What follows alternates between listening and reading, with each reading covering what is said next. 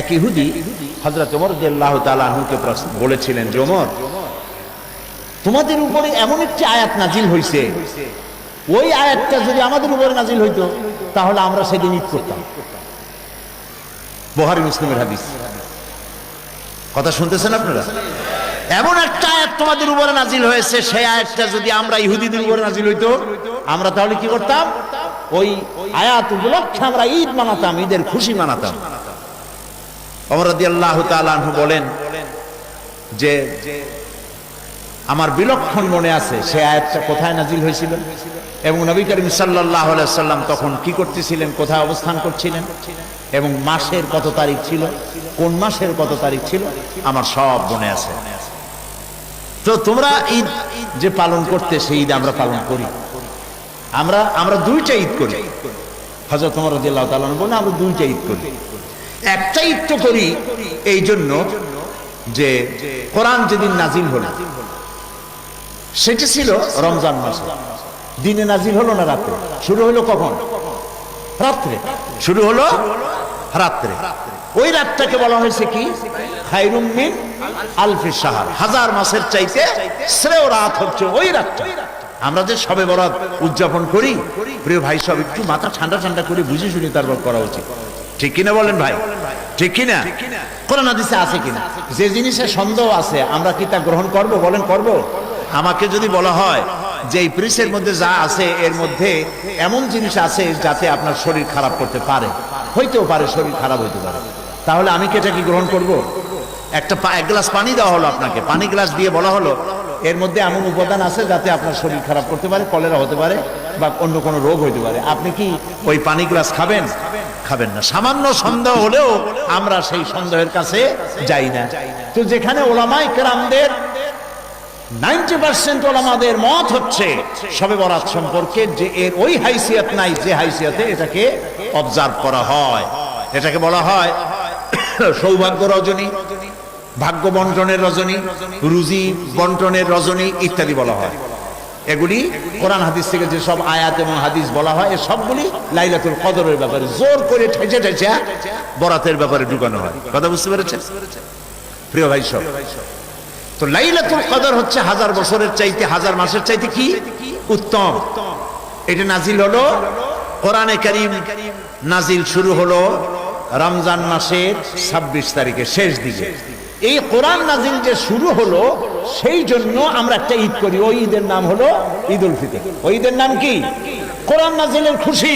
ওই যে আল্লাহ তাআলা বলেছেন কুল বিফাদলিল্লাহি ওয়া বিরহমাতিহি ফাবিযালিকা ফালিয়াফরাহু, কোরআনের মতো কিতাব পাইছো আনন্দ করো। সেই আনন্দ করছি ঈদ উল ফিতরে এসে। সুবহানাল্লাহ। ওমর রাদিয়াল্লাহু তাআলা আনহু বললেন যে ইহুদি শোনো, ওই আয়াত যে তোমাদের উপরে নাজিল হইলে তোমরা ঈদ করতা, আমরাও করি। ওইটা নাজিল হয়েছে কবে জানো? নাজিল হয়েছে জিলহজ মাসের 9 তারিখ। আমরা তখন ছিলাম কোথায়? আরাফাতে। কোথায় ছিলাম? আরাফাতে ছিলাম। নবী করিম সাল্লাল্লাহু আলাইহি সাল্লাম তখন মসজিদে নববীতে খুতবা দিতেছিলেন। খুতবা দেওয়া শেষ, আয়াতে কারিমা নাজিল হয়ে গেল। আল ইয়াউমা আকমালতু লাকুম দীনাকুম ওয়া আতমামতু আলাইকুম নি'মাতি ওয়া রাদিতু লাকুমুল ইসলাম দীনা। আজ থেকে আমি এই ইসলামকে কমপ্লিট করে দিলাম, পূর্ণ করে দিলাম এবং আমি আমার নিয়ামতকে কমপ্লিট করলাম। এই দ্বীনের প্রতি আমি রাজি এবং খুশি হয়ে গেলাম। এই যে আল্লাহ তাআলা দ্বীনকে কমপ্লিট করলেন, 9 তারিখে কমপ্লিট করলেন, 10 তারিখে আমরা ঈদুল আযহা করলাম, কোরবানি দিয়ে খুশি মানাইলাম। সুবহানাল্লাহ। তো কোরআনের শুরুতেও আমরা ঈদ করি, কোরআনের শেষ হয়েছে যেখানে সেখানেও আমরা ঈদ করি। সুবহানাল্লাহ বিহামদিহি। আল্লাহ তাআলা বলেন যে নবী হচ্ছেন শেষ নবী, কিতাব হচ্ছে শেষ কিতাব। আল্লাহর নবীর পরে মুহাম্মদ সাল্লাল্লাহু আলাইহি ওয়াসাল্লামের পরে আর কোন নবী আসবে না, কোরআনের পরে আর কোন কিতাব আসবে না। সেই জন্য আল্লাহ তাআলা হেফাজতের দায়িত্ব নিয়েছেন। কোথাকার কোন গোলাম মুহাম্মদ পায়খানায় পড়ে মরছে, এই শয়তান। একে যারা, আরেকটি কথা মনে রাখবেন, কাদিয়ানী যারা, কাদিয়ানী ধর্মের অনুসারী যারা, একজন আলেম তাদের মধ্যে নাই, সব আধুনিক শিক্ষিত ব্রিটিশের দালাল ছিল না। এর একটাও মুসলমান না, একজন আলেম নাই। কোন কাদিয়ানীদের জন্য চ্যালেঞ্জ রইল, তারা দেখাক একটা আলেম তাদের সাথে আছে। শয়তান। এগুলো কি জোরে কোন? আরো জোরে কোন? শয়তান এবং কাফের। শয়তানের চাইতেও খারাপ। শয়তান তো নবুয়তের দাবি করে না। শয়তান নবুয়তের দাবি করছে, তাহলে এটা শয়তানের চাইতেও খারাপ। খোদার লানত হোক গোলাম মোহাম্মদ কাদিয়ানী আর ওই কাদিয়ানীদের কবরে জাহান্নামের আগুন কিয়ামত পর্যন্ত জ্বলতে থাকুক, বলেন আমিন। প্রিয় ভাই সব, কোরআন কমপ্লিট, মুহাম্মদ সাল্লাল্লাহু আলাইহি সাল্লামের নবুয়ত কমপ্লিট, দুনিয়ার মানুষকে সব দিয়ে গেছেন, এমন একটি বিষয় নাই যা তিনি উম্মতকে দিয়ে যান নাই, সবকিছু তিনি দিয়ে গেছেন। আমরা বলি সুবহানাল্লাহ, সব দিয়ে গেছেন। প্রিয় ভাই সব, আল্লাহ রাব্বুল আলামিন কোরআনে কারীমের মধ্যে তাই বলে দিয়েছেন নবীর সম্পর্কে। আল্লাহ তাআলা বলেন, আতিউল্লাহ ওয়া আতিউর রাসূল ইয়া আইয়ুহাল্লাযীনা আমানু আতিউল্লাহ ওয়া আতিউর রাসূল। হে বিশ্বাসীরা, তোমরা যারা ঈমান এনেছো আল্লাহ এবং রাসূলের আনুগত্য করো, আল্লাহ এবং রাসূলের আনুগত্য করো। সেই আনুগত্য কোন ব্যাপারে? কোন তো আপনারা কোন ব্যাপারে পারবেন বলতে? আল্লাহ বলতেছেন আল্লাহ এবং রাসূলের আনুগত্য করো, কোন ব্যাপারে? সকল ব্যাপারে। এখন বলেন তো কোন ব্যাপারে? একটি ব্যাপারও নাই যেখানে আপনি আমি নিজস্ব মত খাটাইতে পারবো, কারণ আপনি আর আমি দাবি করেছি আমরা কি মুসলমান। বলেন আমরা কি? আমরা পড়েছি লা ইলাহা ইল্লাল্লাহু মুহাম্মাদুর রাসূলুল্লাহ, লা ইলাহা ইল্লাল্লাহ, লা ইলাহা, একটু জোরে করেন,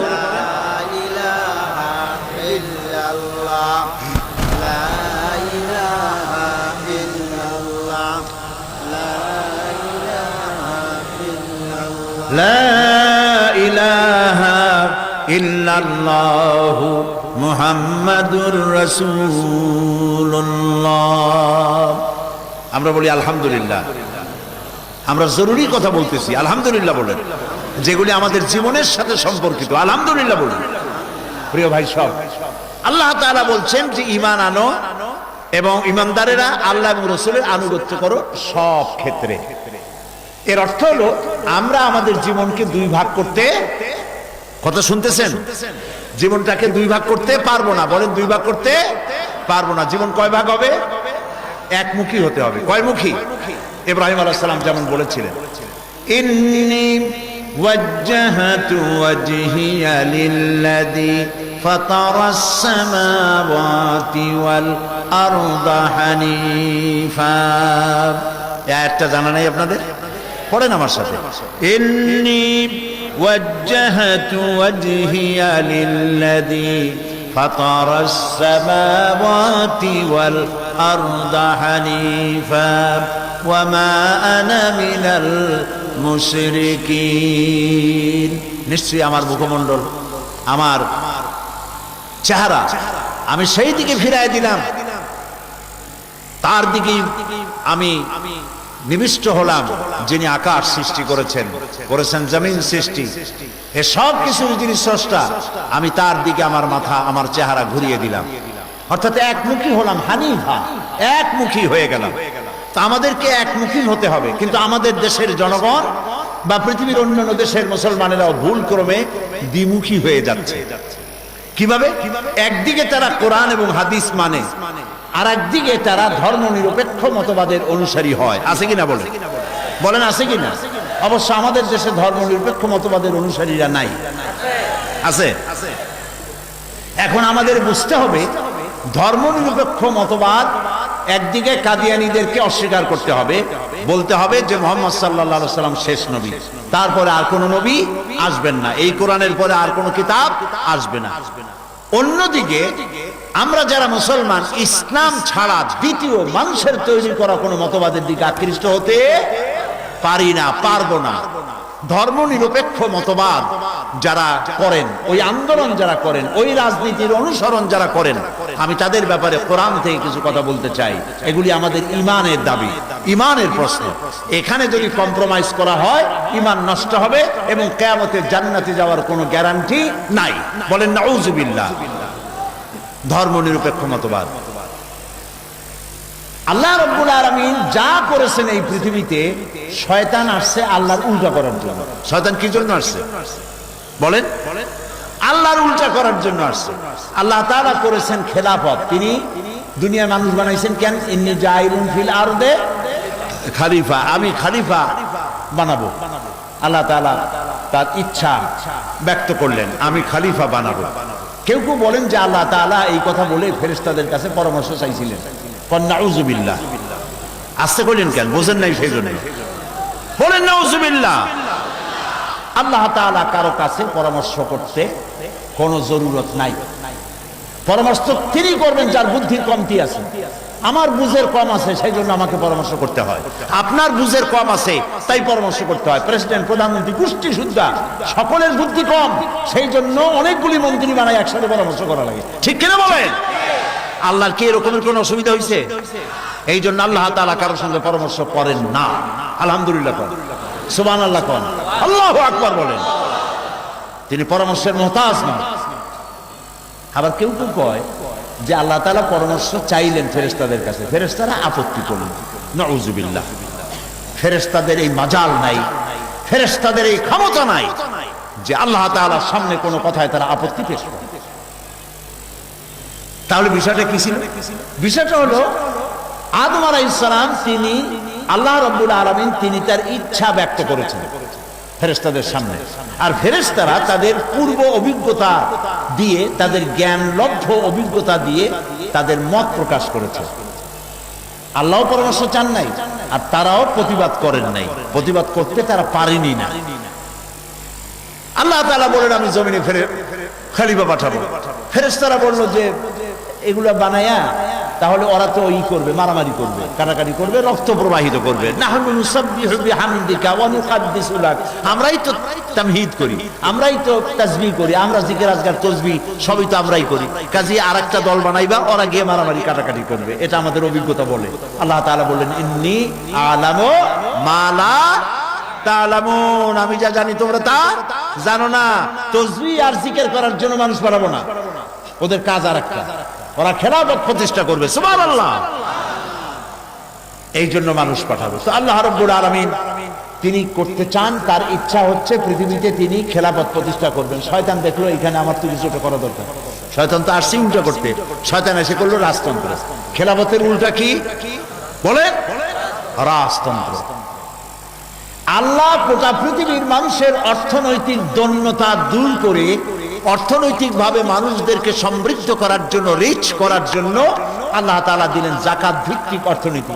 শয়তান কইল এটাও তো ফাঁকা মাঠে গোল দিতে দেওয়া যাবে না, এখানে তো কিছু করা লাগবে। শয়তান করলো সুদ ভিত্তিক অর্থনীতি। কথা বুঝতে পেরেছেন? আল্লাহ তাআলা মানুষের জীবন পরিচালনা করার জন্য নিজের পক্ষ থেকে দিলেন দিন। কি দিলেন বলেন? দিন। শয়তান কইল এখানে তো কিছু করা দরকার। আল্লাহ দিলেন দিন, জীবন ব্যবস্থা। সেই জীবন ব্যবস্থার নাম ইসলাম। বলেন কি নাম? আর শয়তান সে উল্টা বানাইলো সেকুলারিজম, ধর্মনিরপেক্ষ মতবাদ। তাহলে আমরা দেখলাম আল্লাহ যা যা করেছেন শয়তান তার একটা একটা উল্টা করেছে। এখন যদি আপনি খুঁজতে যান যে ধর্মনিরপেক্ষ মতবাদ কে তৈরি করেছে, তাহলে তার জবাব হচ্ছে ধর্মনিরপেক্ষ মতবাদের স্রষ্টা শয়তান। ধর্মনিরপেক্ষ মতবাদের স্রষ্টা কে? সবাই বলে। এখন দেখুন ধর্মনিরপেক্ষ মতবাদ আমরা কেন করব না, অথবা করলে ক্ষতি কি, সেটা আমাদের জানা দরকার। একদিকে আমি বলছি এই কারণে, আমাদের লোকেরা মুসলমান, মাথায় টুপিও আছে, মুখে দাড়িও আছে, হজও করে, নামাজও পড়ে, আবার ধর্মনিরপেক্ষ মতবাদের ওই রাজনৈতিক দলের কর্মী হইয়া, নেতা হইয়া কাজ করে। আছে না ভাই? এরকম একজন বুড়া নেতা, দাড়িওয়ালা, পার্লামেন্টে ঢুকতেছি মাস কয়েক আগে, হঠাৎ করে তাকে পার্লামেন্টের করিডোরে দেখা। আমি জিজ্ঞেস করলাম, ভাই আপনাদের সাথে তো আমাদের কোনো শত্রুতা নাই, শুধুমাত্র এই একটা মতবাদ যদি বাদ দিতে পারেন তাহলে আপনারা আমাদের কাছে, আমাদের কাছাকাছি হয়ে যেতে পারেন, দেখেন বাদ দিতে পারেন কিনা। কোনটা? আমি বললাম যে এই ধর্মনিরপেক্ষ মতবাদটা যদি বাদ দেন। কয়টা বাদ দেবো? কারণ এটা তো আল্লাহ নিজেও ধর্মনিরপেক্ষ। আস্তাগফিরুল্লাহ, আস্তাগফিরুল্লাহ। দাড়ি কি বাতাসে পাচ্ছে নাকি? আল্লাহ কয় কি? তা আমি বললাম আল্লাহ ধর্মনিরপেক্ষ হইলেন কেমন? আল্লাহ তো সবচেয়ে বেশি ধর্মের পক্ষে। আল্লাহই তো বলেছেন ইন্নাদ দীনা ইনদাল্লাহিল ইসলাম, আমার কাছে একমাত্র পছন্দ ইসলাম। সুবহানাল্লাহ বলেন। তা আল্লাহ তো ধর্মের পক্ষে চলে গেছেন, আপনি আল্লাহরও ধর্মনিরপেক্ষ বানাইতেছেন। জ্ঞানের কত দৈন্যতা! 70, 80, 90 বছর বয়স হয়ে গেছে, আহারে ইসলামের আলিফও জানে না। এ হইছে ওই মাস্টারের মতো। ইন্সপেক্টর গেছে স্কুলে, তারপরে হেডমাস্টার ইন্সপেক্টর নিয়ে ঘুরতেছে ক্লাসে। ইন্সপেক্টর বলছে ছেলেদেরকে জিজ্ঞেস করবো, পারবে তো? বলে হ্যাঁ পারবে, বলেন। তো বলছে যে এই ছেলেরা বলো তো চীনের প্রাচীর কে ভেঙেছে? তো এক ছেলে দাঁড়ায় বলছে স্যার আমি ভাঙিনি। ওদিকে তাকাইছে, কয় না আমিও ভাঙিনি। যেদিকে তাকায় সেদিকে আমি ভাঙিনি। পিছনে একটা ছেলে ছিল দাঁড়ানো, সে খুব কাছাকাছি করে দাঁড়ায় বলছে স্যার গ্রামে আমি দুষ্ট হিসাবে আমার যথেষ্ট বদনাম আছে, কিন্তু চীনের প্রাচীর ভাঙার মতো অপকাম আমি করি নাই। এখন ইন্সপেক্টর খুব রাগ করে তাকাইছে হেডমাস্টারের দিকে। এই বুঝি আপনার ছাত্ররা এই বুঝি লেখাপড়া শিখান? মাস্টার বলছে স্যার আপনি রাগ করতেছেন কেন? আমি আপনারা খুব ভালো করে খাওয়াবো, যত্ন করবো। চীনের প্রাচীর ভাঙ্গা আপনার যে মনে কষ্ট পাইছেন, ওই রিপেয়ার করার জন্য যদি কিছু পয়সা লাগে, আমার স্কুলের ছাত্ররা ভাঙে নাই, কিন্তু যদি কোনো পয়সা লাগে আমি চান্দা দেবো, তবু রাগ করেন না। স্কুলের হেডমাস্টারের যে জ্ঞান, এই ঘটনার মধ্য দিয়ে প্রমাণিত হয় ধর্মনিরপেক্ষ মতবাদীদের বুড়া বুড়া রাজনীতিবিদরা এর থেকেও জ্ঞানের, ইসলামী জ্ঞানের থেকে আরো অতবাধিত 4 পয়সার জ্ঞান। ইসলাম কারে বলে জানে না, কোরআন কাকে বলে জানে না, সূরা ফাতিহা শুদ্ধ করে পড়তে পারবে না, অর্থও জানে না। ধর্মনিরপেক্ষ মতবাদ, আহারে প্রিয় ভাই সব, এই মতবাদ আসলো কোত্থেকে? আমাদেরকে ইতিহাস জানতে হবে। মধ্যযুগীয় ইউরোপ সভ্যতায় চার্চ দিয়ে দেশ শাসন হতো, ধর্ম দিয়ে রাষ্ট্র শাসন, পাদ্রীরা দেশ চালাইতো। শুনতেছেন কথা? কোন যুগে? কোন তো মধ্যযুগীয় ইউরোপ সভ্যতায় তখন চার্চ দিয়ে পাদ্রীরা, তারা ধর্ম দিয়ে রাষ্ট্র পরিচালনা করত। তখন তারা নারীদেরকে বলতো, মেয়ে লোকদেরকে বলতো শয়তানের ব্রোকার, শয়তানের দালাল মেয়ে লোক। এরা হচ্ছে ভোগের সামগ্রী, এদেরকে শুধু উপভোগ করবে, এদের কোনো অধিকার দেওয়ার দরকার নাই। কিভাবে শয়তানের দালাল? এরা শয়তানের দালাল হলো এইভাবে যে আমরা ছিলাম বেহেশতে, স্বর্গে, আদম আলাইহিস সালাম, হযরত হাওয়া, আমরা সব বেহেশতে ছিলাম। এই মেয়ে লোকের দালালি, শয়তানের পক্ষে দালালি করছে, যার কারণে আমরা দুনিয়া আসছি। কাজী এগুলোর যত পারো এর থেকে দূরে থাকো, শুধু ভোগের সামগ্রী হিসেবে রাখো, বাকি এদের সাথে সম্পর্ক রাখো না। টাকা পয়সা, ঘর বাড়ি, কেনা বেচা, ভোট ইত্যাদি কোনো অধিকার নারীদের দিও না। এভাবে নারীদের উপর অত্যাচার করলো। দ্বিতীয়, তারা শিক্ষিত মানুষের উপর অত্যাচার শুরু করলো। মানুষ যত শিক্ষা জ্ঞান প্রাপ্ত হতে থাকবে, চোখ তত খুলতে থাকবে, এই জন্য লেখাপড়া শিখতে দেওয়া যাবে না, বিজ্ঞানীদের উপর অত্যাচার শুরু করলো। এমনকি গ্যালিলিওর মতো একজন নাম করা বিজ্ঞানীকে একটি সত্য উচ্চারণের কারণে বিষ পানে তাকে হত্যা করা হলো। এগুলো কি বানায় বলতেছি না? ইতিহাস, ইতিহাস। এরপরে একটা লড়াই হলো। সেই লড়াইয়ে জনগণ চাইলো এই ধর্মের অধীনে আমরা থাকতে চাই না, ধর্মমুক্ত রাজনীতি চাই, ধর্ম বিবর্জিত রাজনীতি চাই, চার্চ মুক্ত রাজনীতি চাই। শুরু হয়ে গেল যুদ্ধ। এই সংগ্রামে জিতলো ওই আধুনিক শিক্ষিতরা, ধর্ম পরাজিত হলো, ওরা জিতলো। যে ইস্যু নিয়ে লড়াই হলো সেই ইস্যুর নাম ছিল সেকুলারিজম, ধর্ম নিরপেক্ষ মতবাদ। ধর্ম আর রাজনীতি আলাদা করে দিতে হবে। তখন থেকে ধর্ম আর রাজনীতি আলাদা হয়ে গেল।